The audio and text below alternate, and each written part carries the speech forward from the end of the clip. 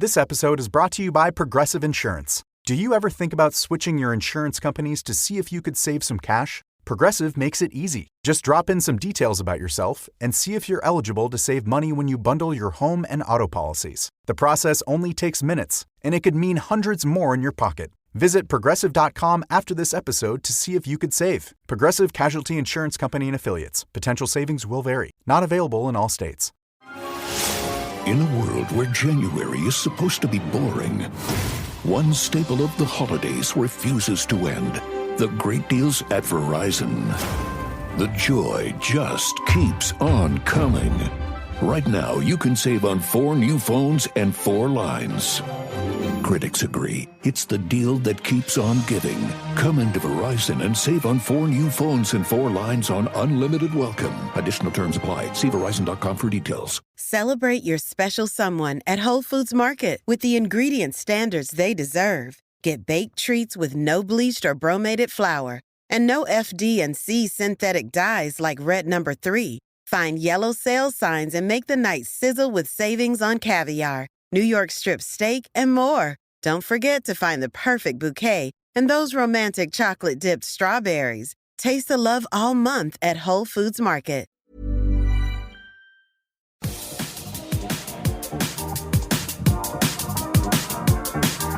Welcome to episode 98 of Winging It, the Mateta Vendetta part. I've actually called it. Deux, part 2.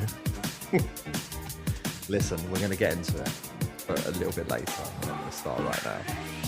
Full disclosure. A little bit later. It's fucking 10:15. Listen. Well, Terence and I have both been drinking separately. Yeah.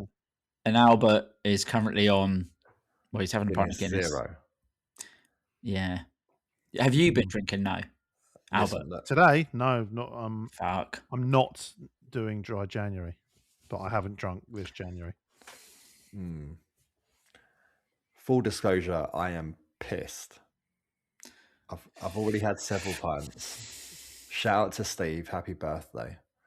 Happy birthday, Steve. Went to Steve's the fault, lemon is it? tree just off the Strand. All right, Steve, I've got nothing better to do. Don't worry, mate. I'll sit and wait for him to get home. Don't worry about it.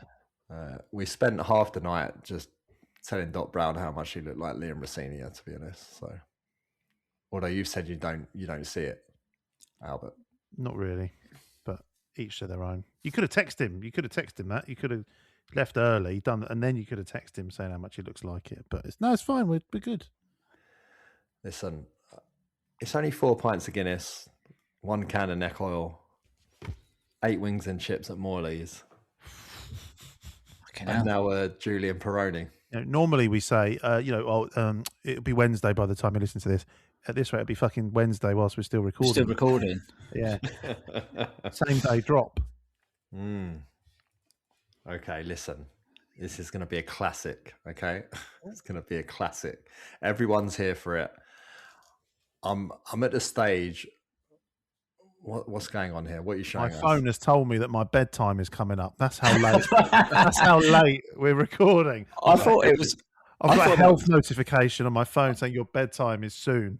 I thought that was a heart rate thing. I was like, why are you getting excited at this? When we start talking about Mateta, that's when that's going to go off. Your blood pressure is fucked. Seek help immediately. Yeah. Listen, this is going to be fun.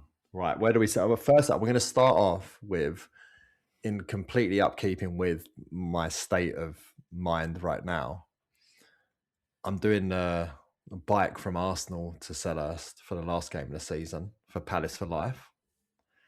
And I've now launched my money-raising Just Giving page. You've done what? You've launched it. You've launched it. Launched it.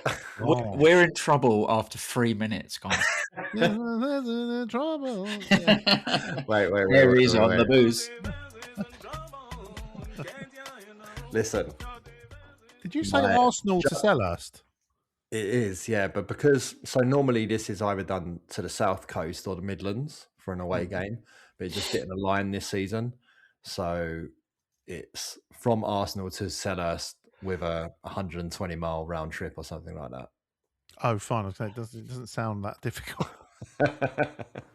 Yes. You happen to have picked the year where it's an 8-mile journey. Straight line. Yeah. Straight line as the crow flies. Yeah.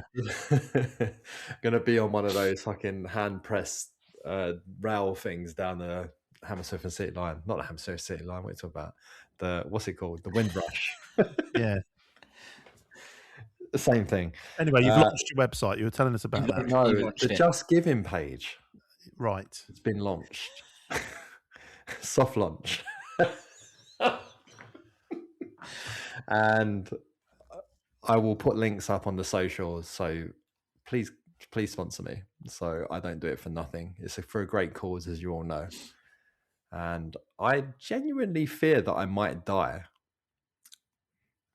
Okay. I've also booked us. You can either share a hotel room on the Saturday night before the game when you're cycling, or get your own. Because I'm a grown adult, I didn't want to share a room with someone. But I might just die in the hotel room from exhaustion. Oh, it's afterwards. Yeah. No, so it's across 2 days. So you start on the Saturday. Right. I think the game's on a Sunday, right? Last game of the season. So you start on a Saturday at the Emirates, cycle around a bit, stop in a hotel overnight, and then finish the ride the next day. Where's the hotel? End up at Selhurst. Somewhere in Hertfordshire, I guess. Milton Keynes. Oh. But I've done 2 training sessions so far. That's quite good. It's quite early. That's on the Peloton as well. That's not even like on a real bike yet. I can't remember the last time I rode a real bike that wasn't a line bike. So we'll see. Are you doing this on a line bike? No. Little boost. Why not? It's on a road racing bike, which I've literally never sat on one. So we'll see. Right. Shout out to Keith, who's going to give me his bike for the duration of this challenge. You need a helmet. I've got you, mate. There it is. I was say Hesketh, but you got in there. No. Okay. Yeah, so look at our socials for the links. Please give generously and help me reach our target, which hopefully I'll be able to expand beyond the 1,000 I've put it at. Hopefully we can go higher than that. I'll sponsor you, T. Thanks, mate. It's all right. So will I then. And then October will be the 10-year Marathon March anniversary. So you two will have to do that. I'll watch from the sidelines. I'm happy to do that. Nice. Me and Albert kept each other company in the last one. Yeah. Wicked. Sort of. Right. Yeah. What should we go first? Mostar or Glasner being offered out by a Millwall fan? Albert, you pick. I mean, I'd love to hear your thoughts on Mostar. Form guide. Yeah. Very excited. Looks like a beautiful place. Yeah. Because I'm bougie and all that as well, there was options on hotels and most of them were like 20 quid a night. Are you sharing that or have you gone solo? Nah, mate, I've gone 65 quid, booked a room in a castle that overlooks a lake. Gone all out. Wow. That sounds quite good, actually. Mate, it looks fucking the nuts. I was like, why am I paying 20 quid when I could literally pay a few quid more and overlook a lake? It'd be like Rapunzel. For the grand total of about 8 minutes in the morning when I wake up and have to get my 7 a.m. taxis to the prop deck. Take a quick picture on the way out. Yeah. Yeah. I mean, interesting in the sense that it went very high on the 13,400 loyalty points mark, and it has already dropped to below 12,000 now because it hasn't sold out, which makes you wonder and question how many people were in that bracket of 490 tickets in the cage. Yeah, to be honest, I persuaded myself. I'm not going to have. I've got quite a lot of points, but I persuaded myself that the tickets were so small in number that I just wouldn't have enough. So one of my groups was organising everything, flights and hotels and cars and all that, and I just sort of ignored it because I wasn't going to go. And then they released the 13,000, whatever it was, and I was like, oh shit, well now I can go. So I booked everything on Friday in about half an hour. which is very stressful for me because everything is. But when I book holiday stuff, I literally have like 50 tabs open. And like, where is the hotel in the city? What is it near? I'm a Booby bar. nerd for it. Yeah. No, I mean, no. Cultural touchstones. Is that what you call them?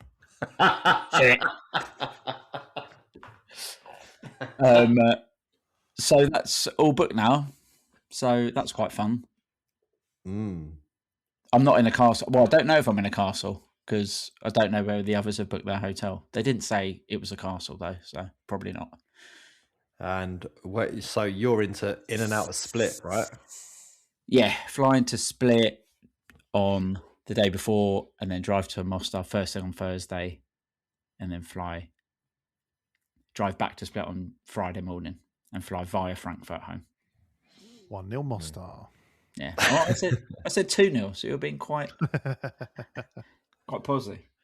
Is Mostar, Mostar's the first leg, right? Yes. So if we do lose 1-0, we can afford to turn it around. Draw 0-0 at home, yeah. Yeah. So yeah, into Sarajevo on the Wednesday for me. Wednesday night in Sarajevo, first thing into Mostar, out of Dubrovnik on the Friday. Not tempted by the charter? Chartered flight? No, because it's in and out. Obviously guarantees you a ticket. No, it doesn't guarantee you a ticket. It does if you paid a premium rate. Oh, does it? I think I haven't done loads of research. I think 500 quid gets you there and back.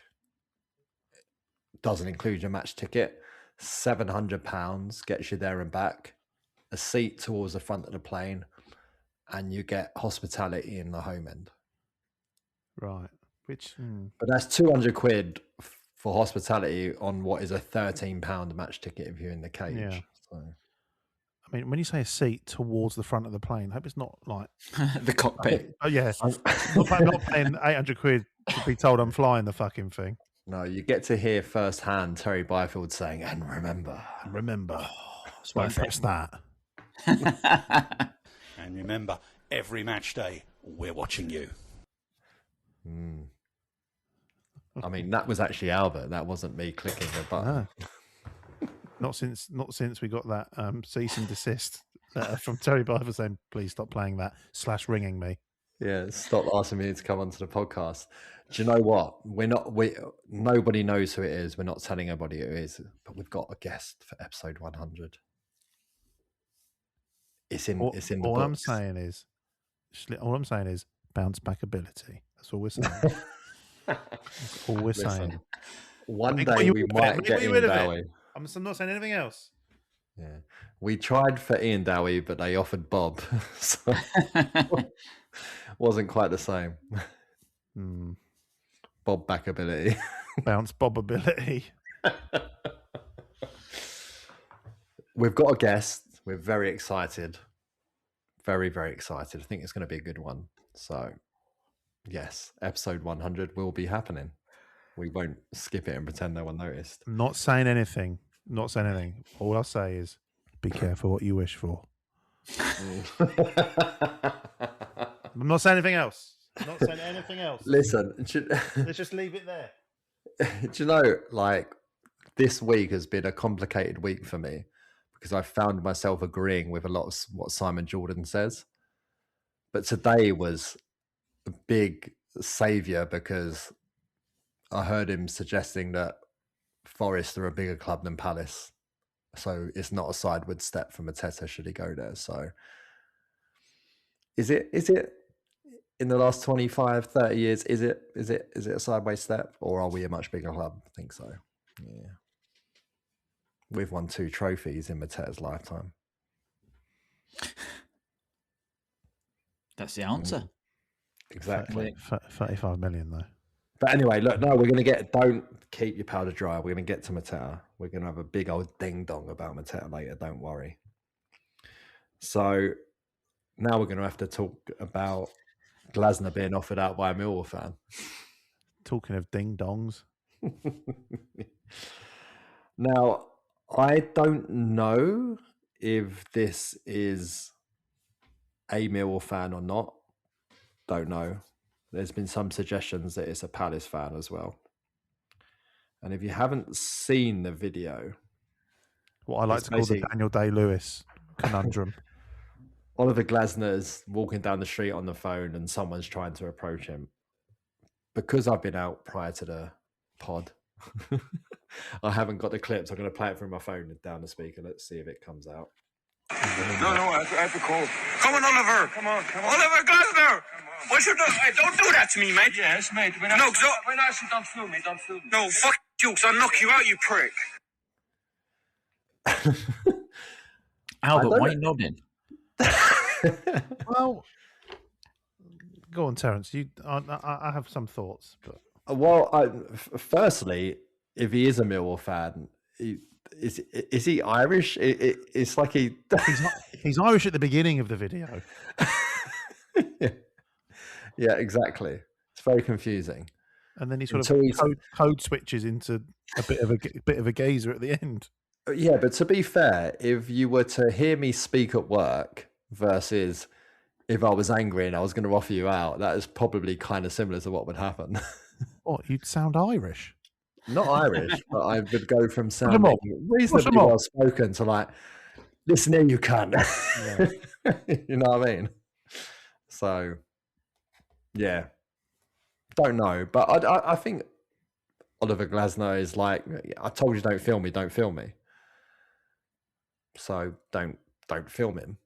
Just like, you can't expect to just be able to stick a phone in someone's face and then respond to you and do as you say, and then offer to knock him out because he tells you, I'm on the phone, I told you no. Like, behave yourself. Although there is a world where this Millwall fan knocks him out and he comes round and forgets that he told us he's not signing a new contract. Who knows? Albert, would you forgive him if he did that? What? If he forgot and said, I'm here for life? I'd probably be able to move past it a little bit. It's quite big of you. Yeah. Good. Bigger man, you see. Yeah, but even with all that's gone on, it's like, that's fucking inappropriate, man. Like, leave him alone. Do you know what I mean? He's just walking down the street on his phone. He's just he's just walking down the street on his phone. On the phone to Man United. That's why I didn't want to be filmed, because he's talking to Liverpool. Yeah.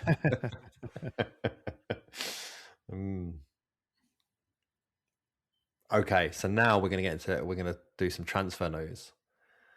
I've been on the line. I've been shooting off some messages. Been doing my best Fabrizio Romano impression to find out what's been going on, and I've got some news.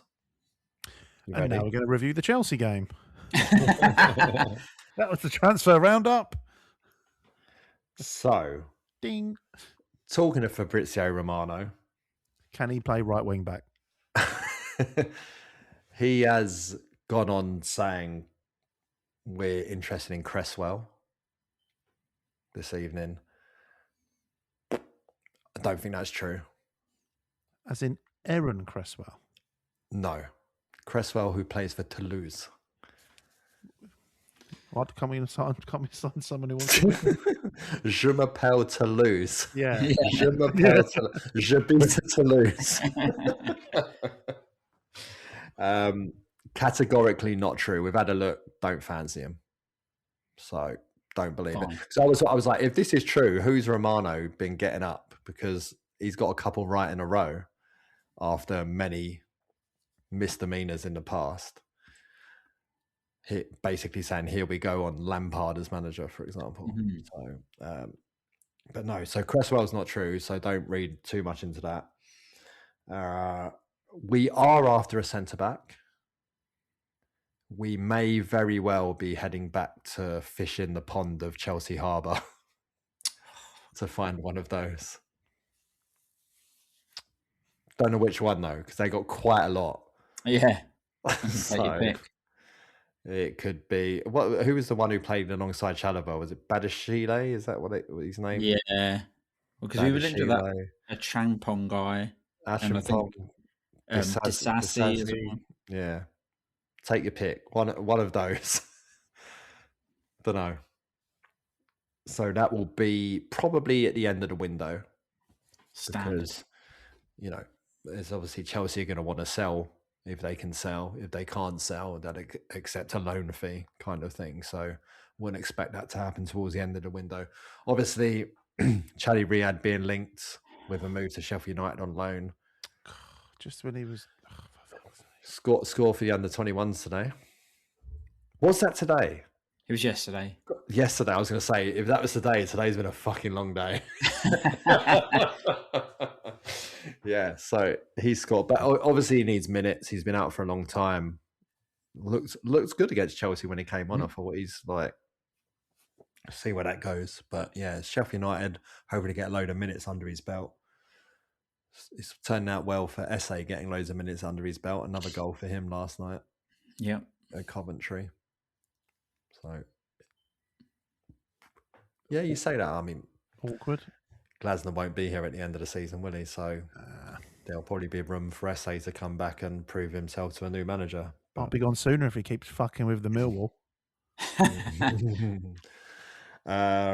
Then there is Sheriff. Don't like it. From Angers. Very nice. Who did get injured on the weekend, but he's okay. Sign him up. Oh, sign him up. Get him in. Nah. When's the video being dropped? Now, are you ready? Are you ready for the most Palace reason as to why it hasn't happened yet? Not to say it won't, because it probably will, because it's in everybody's it's in everybody's interest for it to happen. But as we've made contacts and we've made an offer and all of that kind of business, not one but two agents have come at the woodwork and said, hang on, he's contracted to me. Oh my God. So now we've got to deal with three agents to try and make it happen.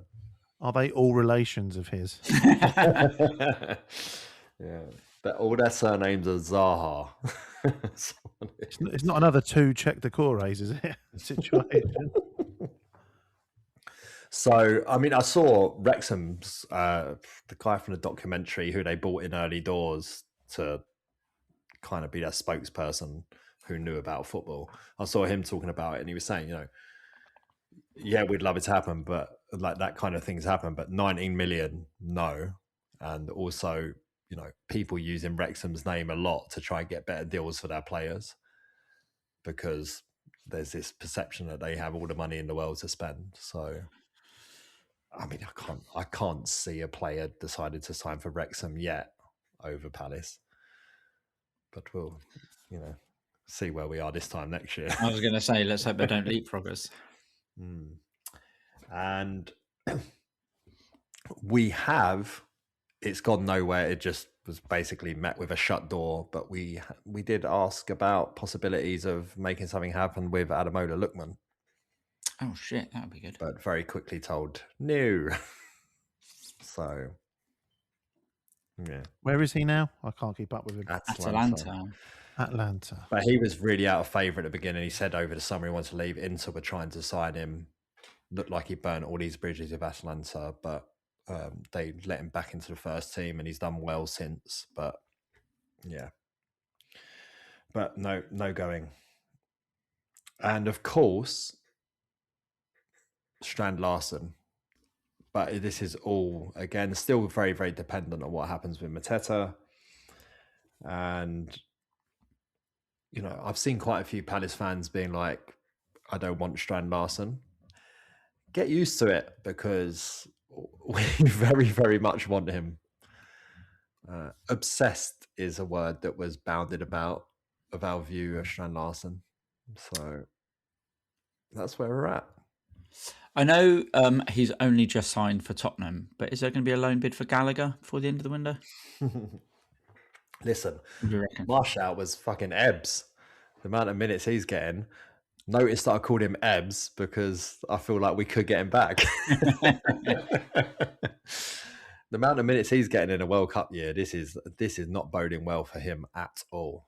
And as well, because you coined it, We are moving towards springtime. We all know what that means. Yeah. Springtime ebbs. I'd rather that happen in South London than North London. Can't score when he's on the fucking bench, though, can he? Not for Arsenal, but he could for Palace. Good luck. That's not going to happen. Do not even entertain that. That's never happening. So, before we get into JP's side of transfer news, has anyone seen the tweet that's been flying around a lot from the Forest Review? No. Missed that one. Okay. It's a good one. So they have said, this could be an all-timer for Crystal Palace should we sign their star striker. Was winning the FA Cup really worth it? Ebereche wanted out and left. Mark Gay wanted out and left. Mateta wants out and wants Forest move. Glasner wants out and is leaving at the end of the season. Most embarrassing FA Cup defence and defeat in the history of the competition. No wins in 13. Nose diving into the Championship. Best player is a Forest fan. I don't know who that's supposed to be. Wharton purposefully getting sent off to ghost the Anderson test. Wharton wants to leave. What's next for Crystal Palace? So was winning the FA Cup worth it? Well, on reflection. I said no. I said no. It's the worst day ever. Followed up by another dreadful day in the Community Shield. And don't get me started on the result in European away days I've had to endure. Yeah, what a weird... Spoken like a true person that's never experienced their team win a trophy. There it is. But we'll shout about, we won the European Cup before I was born. Yeah. Good job. Have they ever won the ZDS? No. Zenith data, bruv. I think half of those things in the list would have happened anyway, whether we won the cup or not. So it's completely null and void. He should stick to reviewing Forest. Who's our best player as a Forest fan? Who are they talking about? Who's from the Midlands? Will Hughes? Yeah, he's Derby though, isn't he? He's Derby. Yeah. They hate him. Can't be him. Henderson's from Cumbria. He's a United fan. Yeah. Not Ty. Trying to just think of English players now. Brennan Johnson. Ah. Our best player. Can't believe it took us so long. Brennan Johnson. Let's talk a little bit about Brennan Johnson. Never seen him play, mate. Couldn't you haven't seen him play yet? Well, he's on the pitch apparently. No, but so this is it, right? This is a conversation to be had because there's a lot of fans already like being quite outspoken about him. I heard quite a lot at Selhurst on the weekend of people being like, doesn't move, shies away from the ball, doesn't seek out possession. And I worked with a Forest fan, and he said all of those things are probably quite true in the sense that he's a moments player and he turns up and he scores goals and whatever. But don't expect him to go and be demanding the ball and like trying to make things happen. It's like either launch the ball in behind or find a cross for him at the back stick. Yeah, that's something I read from Tottenham fans where they were like, if you need a last-minute goal at the far post, he's 100% the man you want. Anything before that, maybe not. Have we not needed any of those over the last few games? Got to get a cross in the fucking box. He did almost get on the end of a cross against Chelsea, but someone just nipped in just in front of him, a Chelsea player. So he was in the position. Don't know. Look, can't be judging players that quick, especially in a system team. Got to work it all out where he's supposed to be and all that. He's being played out of necessity at the moment. Now we've got a bit of depth coming into those positions. Maybe things will change. We'll see. Give him a chance. I'm not ruling him out, ruling him off, whatever. in other words. Just I think obviously he's not played a massive amount of football, which means he's probably not match sharp. But I think he seems to be showing similar sort of, I'll call it, energy levels as the players around him who have played 65 games already this season. But oh my God, I'm sure he'll come good. That feels harsh. Watch Chelsea's first goal from the weekend, and the closest player behind Tyreek Mitchell tracking back is Brendan Johnson, to be fair to him, running full pelt. So still didn't get there though, did he? Yeah, well, Esteval's barely a slouch, you know.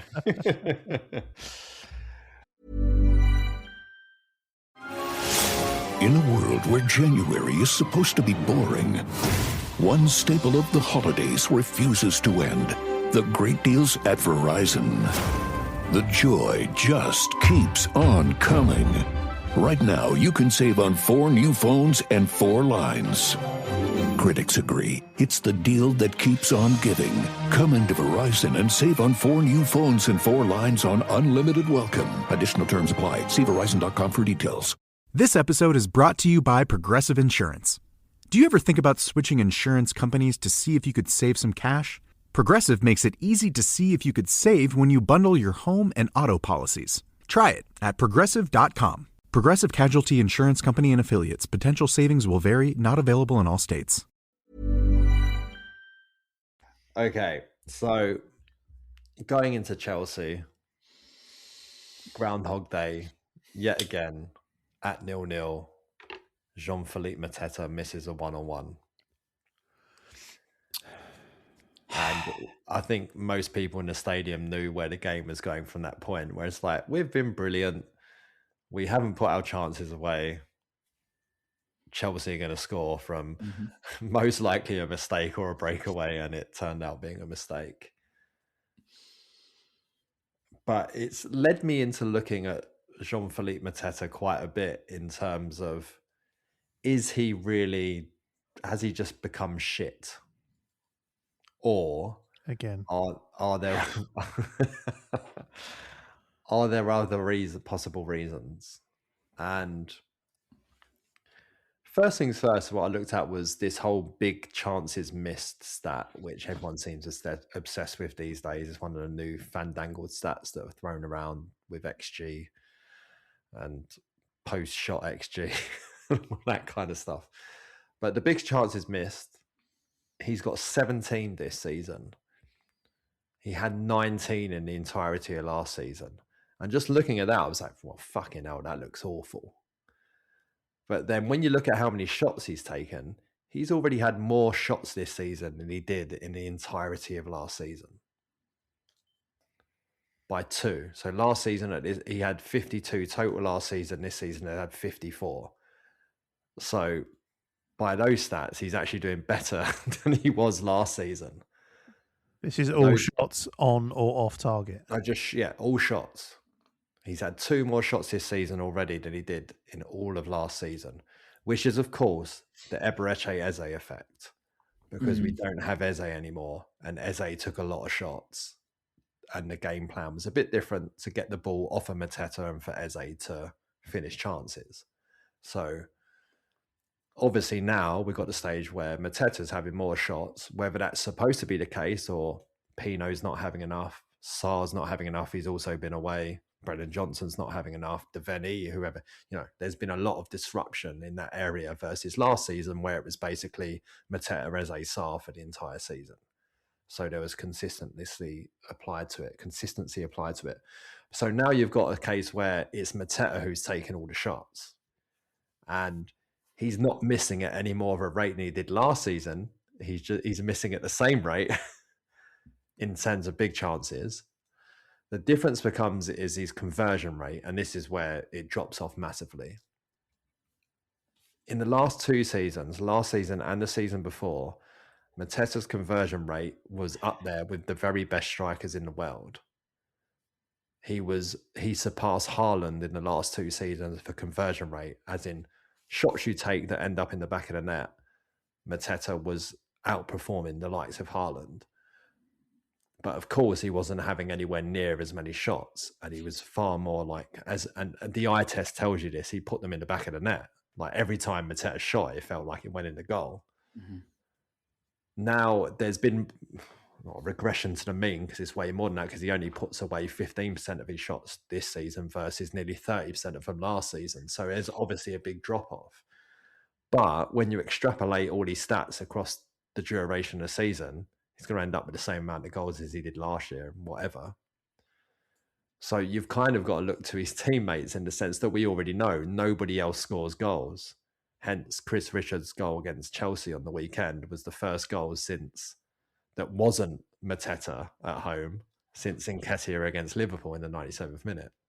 Which is an insane stat, mad stat. So the reliance on Mateta is now humongous. And unfortunately, he's dipped a bit. And then, so in terms of stats wise, I feel like everyone's been a bit harsh on Mateta. But of course, then it comes to, you ask the question, why? Why is he missing those chances? And are we then talking about a mental thing? And, you know, it's been well bounded around that he wants out. But we have also, and all probably initiated it in the sense that he's got 18 months left on his contract. So we don't want to end up in another Mark Gay situation. We've been shopping him around. He hasn't been the one who asked to leave off the bat. Mateta's always, you know, I feel like I'm worth X because I've got the same conversion rate as Haaland. Do you know what I mean? Like, this is my XG. I'm exceeding my XG. All those kind of things in stats sense, what Mateta was doing in the last 2 seasons. You can go back a year and probably find it on this pod where we're saying, give him the contract, whatever he wants, pay it to him because he's scoring the goal, he's doing it. He probably thought what we should be paying him was more than we were offering, which is, you know, fair because now we fast forward, we're in this situation where Nottingham Forest have tabled 140 grand a week for him as a contract. And we obviously were not offering 140 grand a week, but that also comes down to our wage structure. As we've discussed before, Kamada's our top earner on 105 a week, but that's because he was a free agent. So is Mateta going, I want 140 grand a week, I want 120 grand a week, whatever, that wrong when considering the amount of goals he was scoring and the rates he was scoring them at and what he was adding to the team as a whole? So probably not. And, you know, so you add that into, we want to get rid because he's got 18 months. We don't want to end up on another Gay situation. He feels like he's been undersold on his contract, which has been vindicated by what Forest are now offering him as a contract. And on top of that, you have an agent. And as soon as an agent knows you want out, he's going to be trying to get the best deal for you and trying to force that through and trying to, you know, Juventus can't afford the fee that we want. So they're going to have to try and unsettle the clubs and all those kind of things. I think a lot of Mateta wanting to leave has not necessarily been Mateta saying, I want to leave. I think it's more stuff that's been construed. So now you end up with, he gets substituted and there's a portion of fans that are booing him off the pitch. I just feel, it just feels sad that it's going out this way, considering what he's done for the club and the success we've had with him leading the line.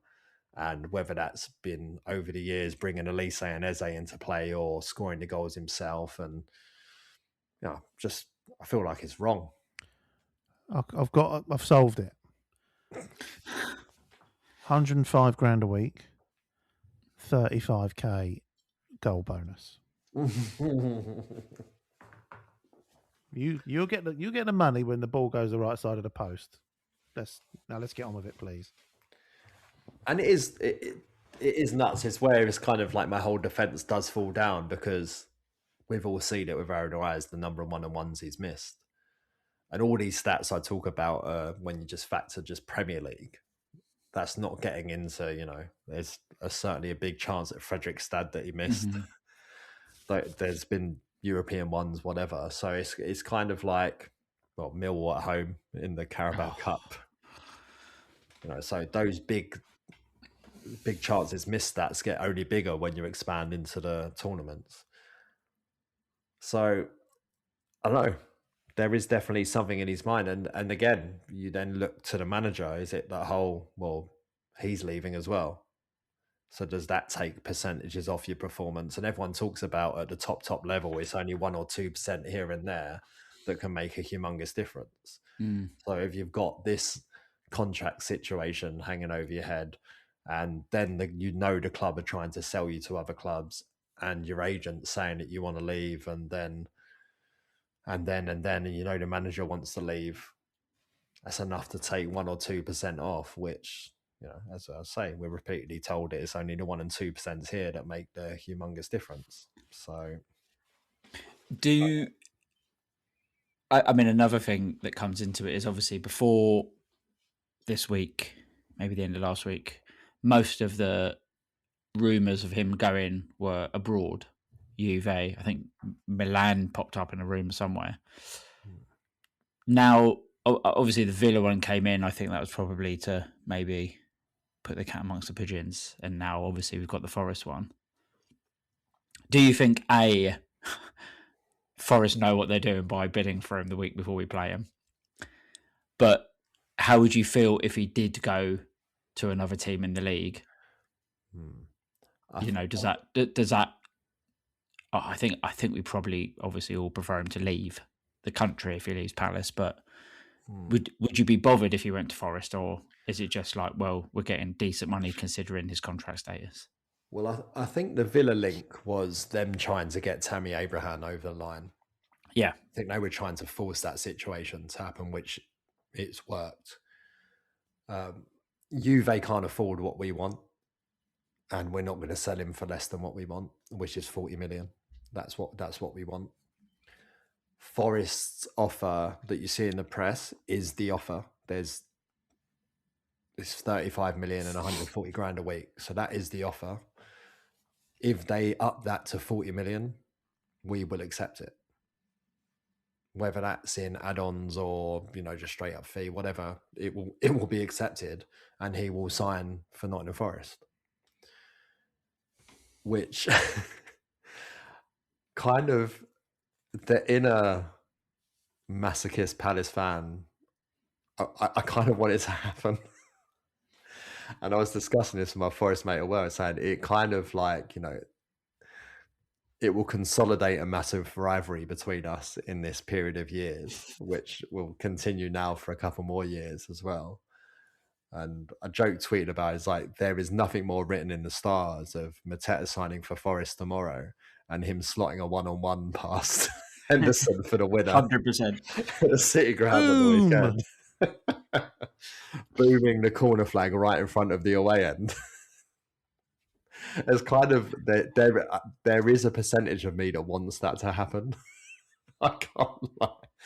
But I can't see it happening before the weekend. Could you imagine Glasner? He would lose his mind. You've ripped my heart out for a third time this season. Don't film it. I mean, when does the window shut? Sunday? Monday? Bit later, is it? Saturday's the 31st. We're not.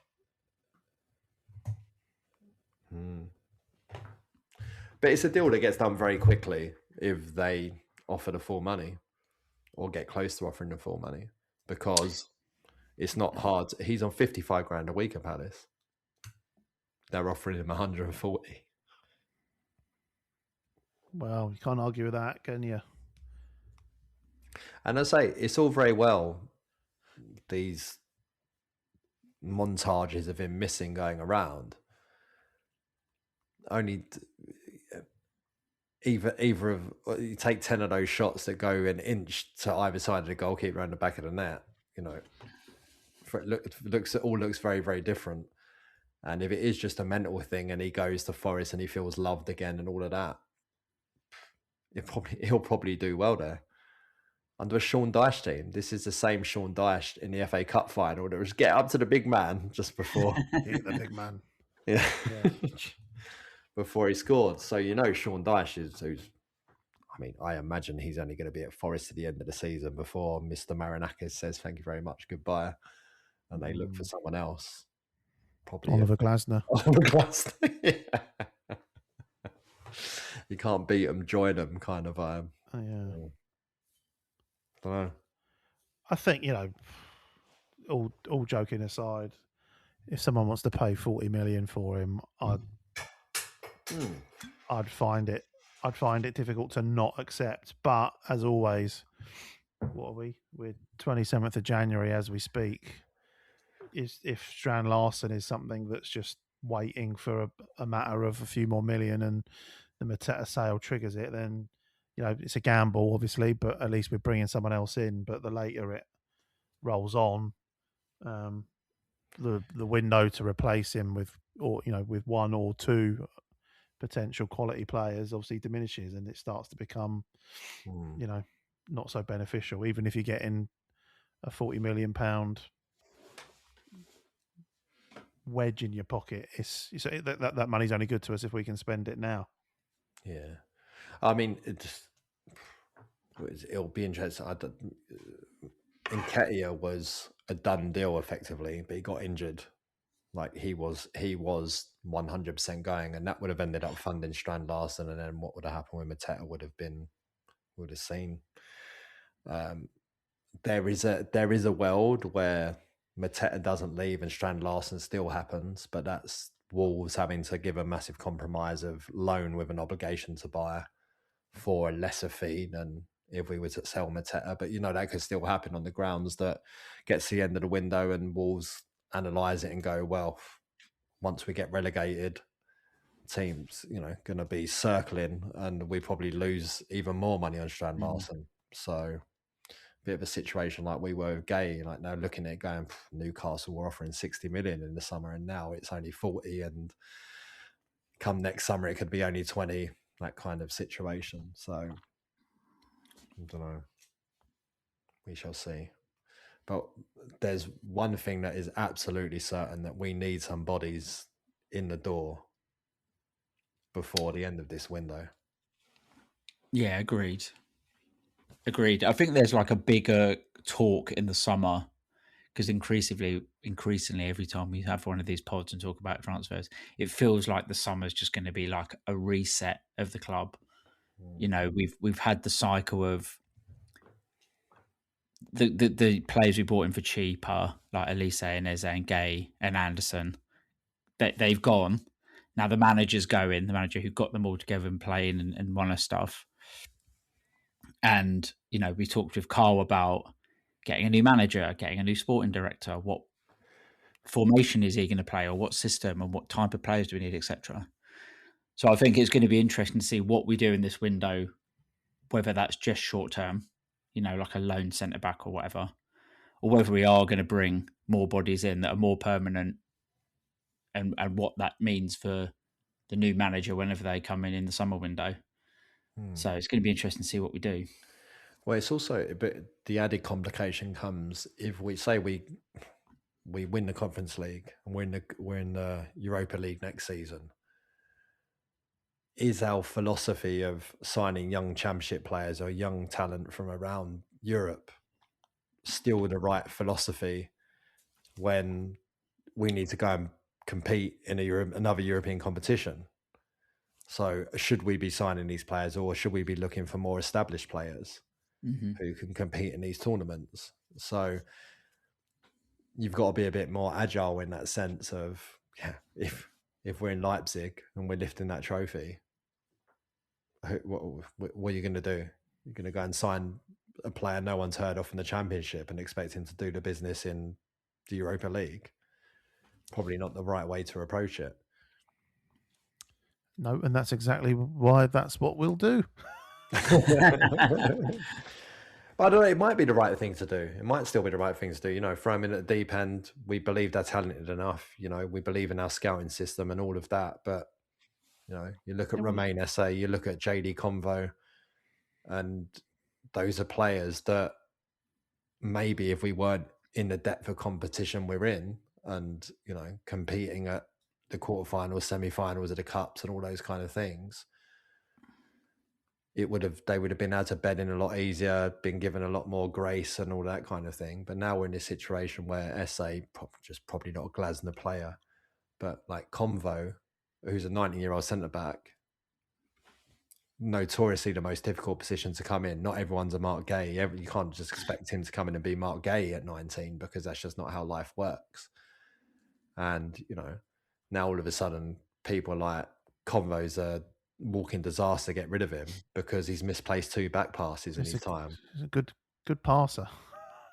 But it's just like, you know, yeah, it's harsh. Like, it is harsh. Football's harsh. Football's harsh.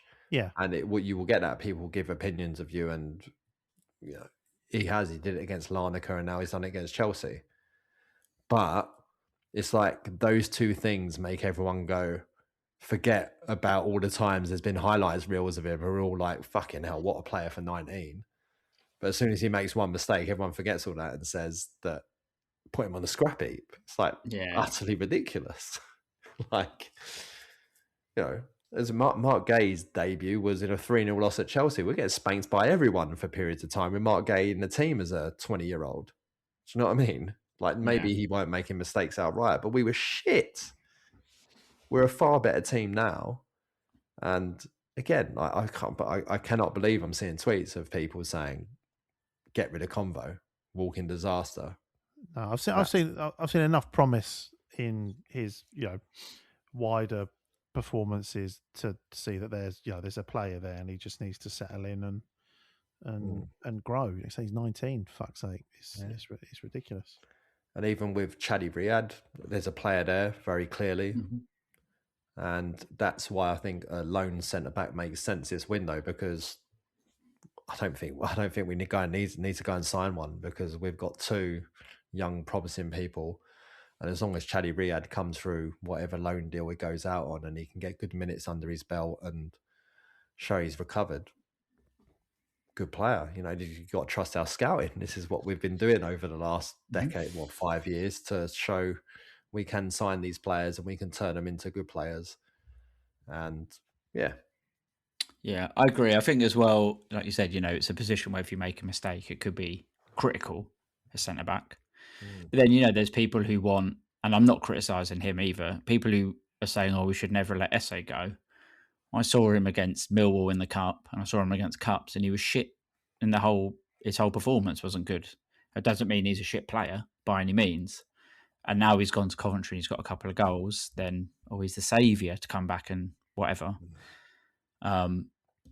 So I think you're right. You know, I don't know how many games Convoy played for Toulouse, or as a professional, it ain't that many.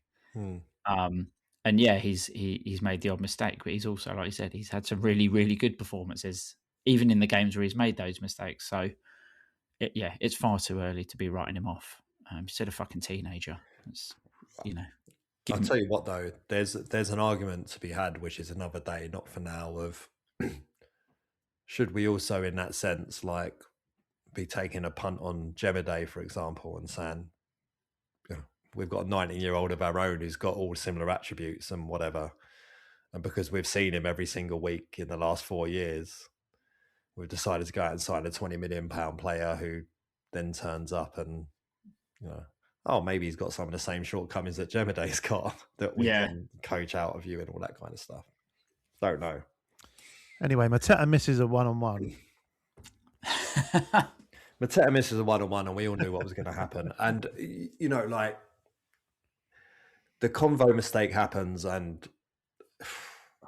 fair play to Esteval.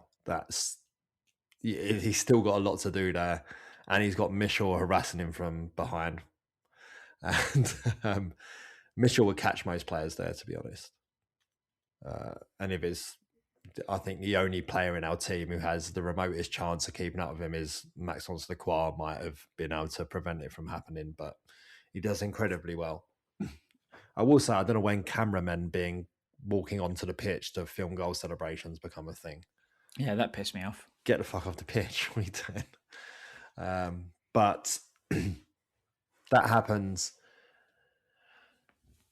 We know what's coming after that. It was funny. It was in the second half, coming out for the second half, Glasner was walking down the sideline back to the dugout, head held high, big smile on his face, big strut. And I was like, oh, has he seen something during that first half and he's made some adjustments at half time and he thinks we're good enough to no.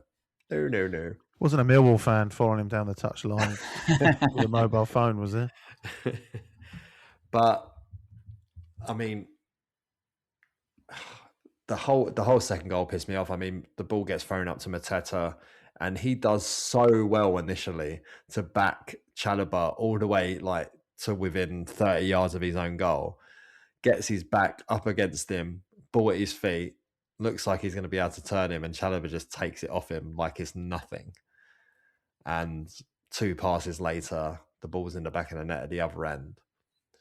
And there's 2 things aside from Mateta losing the ball that pissed me off. Was Dean Henderson. Last season, that ball would have bounced off his foot and up over the crossbar. And this season, it's just the other side of the crossbar into the goal. You know, it just feels like another thing that's just the rub of the green that's going against us. But also on top of that, Chalobah then running the length of the field, slapping his Chelsea badge. It's like, you fucking prick. The reason you're in this position playing in the first team at Chelsea is the fucking loan move you had here. Show some respect, you fucking dickhead. That fucks me right off. Am I wrong? No, you're not. No, you're not wrong. Couldn't believe it. And he looks like a dickhead with his new haircut as well. Like... And another thing. And then obviously we get to the penalty, which just like whether it's Can I just say, I remember when Chalobah was air kicking a football. Yeah, exactly. Yeah. And it's a shame as well because, you know, for me, like you score against Brighton for Palace, you pretty much are going to have to do a lot to discredit yourself. And that kind of thing, that just felt extremely disrespectful. Or maybe he was just super chuffed with the way he defended Mateta. That, you know, but to run 70 yards slapping a Chelsea badge the whole way, I feel like that's wrong. But yeah, so then the penalty decision happens, and it's obviously worth remembering in context that Darren England twice in his career has gone to the screen at Selhurst Park and stuck with his on-field decision, both times going against Palace. So this was his chance, and he was there for so long. I'd convinced myself that he was trying to be like, I'm not giving a penalty here. Yeah.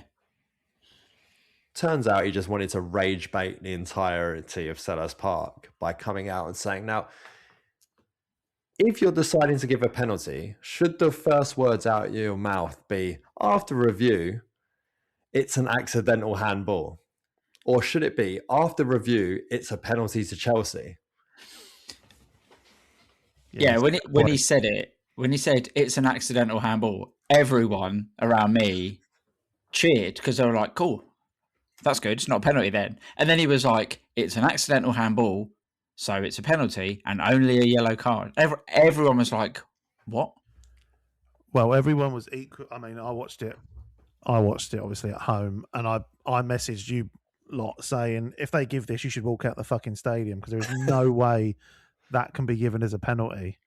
And then there was a lot of talk, you know, on comms and in the post-match analysis where it seemed like nobody knew that was a rule, and it seemed maybe Darren England didn't know it was a rule, and that's why there was so much conversation at VAR. Because I you know, we can talk about the implementation of the rule and VAR and all that shit, but all we've heard about is how, you know, body position, where your hands are your arms down by your side, are your arms out at fucking in crucifix position, like, does it deflect off a part of your body? Does it deflect off a part of your body? And like, there is no way that he can avoid that. It's been hit really hard. 8 yards in front of him? It's pinged straight at him. It's come off another part of his body, and it's hit his arm, which is not in a stupid position. No. And yeah, it's actually, you know, and that's like, what? So now accidental handballs that have been blasted at you, deflected off you onto your own body whilst you're trying to keep your arm down. Are we saying that's now a fucking penalty? It's fucking bonkers. It is, and I saw Gary Cahill said on the telly afterwards. I saw it the next day, I think. But he was like, "So now, as a centre back, you're telling me I have to defend it with both my hands behind my back, and if the striker doesn't shoot first time and I have to reposition myself with both my hands behind my back." He was like, "That's not." He was like, "That's not football." You know? It's. But you've seen, like, there's a very prominent Twitter account who talks about legislation and application of rules and stuff like that. And he just flat out said, I don't care what they've said about it was going in, so it's a goal, regardless of whether it's just like, that should not be a penalty. By the letter of the law, that should literally not be a penalty. And they've fucked it up. And, you know, whether or not we would have come back, don't know. We showed a lot of spirit at the end, especially after Wharton got sent off. Now, of course, there's the not to be forgotten. Casado was a walking fucking red card for the entire first half, and then he fouled Sarr, and is lucky not to get away with getting a second yellow, get sent off. But then when you see the video footage back, and you see that just before that, Pedro Neto just straight up stamps on Sarr. Yeah. It's like, what is VAR doing? You can go to the screen and for 6 minutes look at whether that's an accidental handball or not, or whatever you're trying to do for that penalty. But a player stamps on another player and you don't even look at it. Yeah. It's mad. It's mad. And that's at 0-0. All of that happens. Yeah. And there are even like things in the first half where like we got a free kick and I can't remember which of their players picked up the ball and ran off with it. And you're like, well, that's the same as kicking the ball away. So that's a booking. And the ref talked to him about it and then didn't book him. You know, whilst he was talking to him, I think it was Fernandez punted the ball away from us actually trying to, I was like, well, that's 2 fucking bookings here for a start. Yeah. You know, and like you say, Casado was trying his best to get sent off and the ref was like, no, just you carry on. That's fine. But booked Adam Wharton for 2 fouls twice to send him off. Yep. It's just another one of those where you're just like, what's the fucking point? Like, what's the point of playing this game now? Because, you know, we probably would have lost anyway, right? Knowing Palace, and we're not in good form and rah. But it's like, it's hard to watch games like that, and it's like it's not a level playing field. It's not, but that's what's annoying. Like I do think that Wharton deserves to get sent off. You know, you can say the first yellow's unlucky or harsh, or it's his first tackle, but the second one's fucking stupid. So you know, so close to the first, and it's like, yeah, I had no complaints with that second booking, and he should have been sent off. But when you know, as you just eloquently put, when you rewind 45 minutes and Casado's done, you know, all but the same thing, it just makes a mockery of the whole situation. It's just fucking infuriating. Yeah, I mean, you can also have an argument that just before Convo gives the ball away, Enzo Fernandez just basically takes a massive fucking punt at him from behind. But I just say, at least we show spirit at the end. I think the sending off, actually, fuck knows what happened. Like Chelsea I guess they switched off and thought the game was won. Yeah. And then we brought on Will Hughes, who was absolutely brilliant for the time that he came on. And also, say it quietly, so was Borna Sosa. Came on and I thought played really, really well. He can cross a ball, fucking hell. Yeah. He really can. When he gets it right, it's lethal. Yeah, and I thought it was great to show that spirit at the end. And, you know, if we would have found a way to get a second with 4 or 5 minutes left, they might have crumbled because they didn't know what had hit them. And yeah, I suppose we've got to hope that that's promising for what's about to come, because all of a sudden now we're in this position where we play Forest on the weekend, and then if we lose to Forest, they're level on points with us. And then we're looking over our shoulders. Someone did DM me on Instagram saying that we're already clear of relegation didn't get enough of a reaction on the pod last week. I just didn't even think it was even a remote possibility. Now we're full favourites to get relegated. Fuck. behind the current bottom three, and then it's us.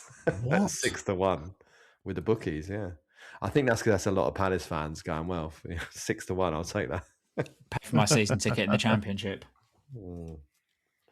I mean, yeah, it would be disastrous, obviously, but I still can't see it happening, to be honest.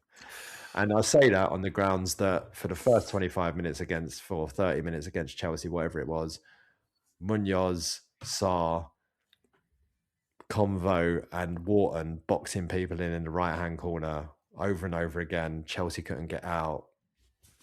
Munoz overlapping down the flank, like all that kind of thing was like, we're going to be fine. It will all come together again. Albert's grimacing. Sure.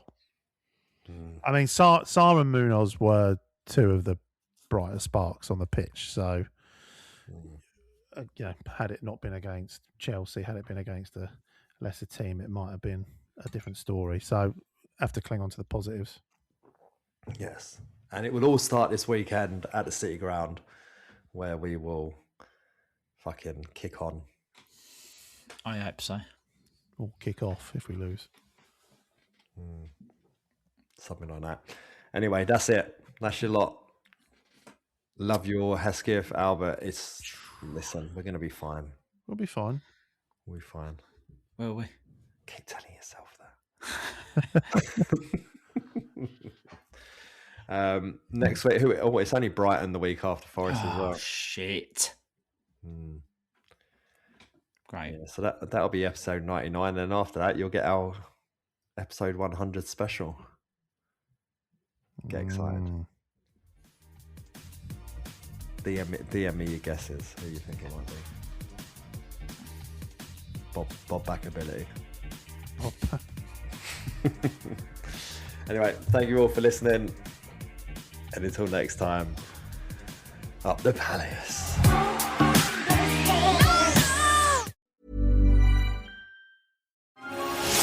In a world where January is supposed to be boring, one staple of the holidays refuses to end. The great deals at Verizon. The joy just keeps on coming. Right now, you can save on 4 new phones and 4 lines. Critics agree it's the deal that keeps on giving. Come into Verizon and save on 4 new phones and 4 lines on unlimited welcome. Additional terms apply. See Verizon.com for details. This episode is brought to you by Progressive Insurance. Do you ever find yourself playing the budgeting game? Shifting a little money here, a little there, and hoping it all works out? Well, with the Name Your Price tool from Progressive, you can be a better budgeter and potentially lower your insurance bill, too. You tell Progressive what you want to pay for car insurance, and they'll help you find options within your budget. Try it today at Progressive.com. Progressive Casualty Insurance Company and Affiliates. Price and coverage match limited by state law. Not available in all states. You know what they say. Early bird gets the ultimate vacation home. Book early and save over $530 on a week-long stay with Vrbo. Because early gets you closer to the action. Whether it's waves lapping at the shore or snoozing in a hammock that overlooks, well, whatever you want it to. So you can all enjoy the payoff come summer with Vrbo's early booking deals. Rise and shine. Average savings $550. Select homes only. Minimum 7-day stay required.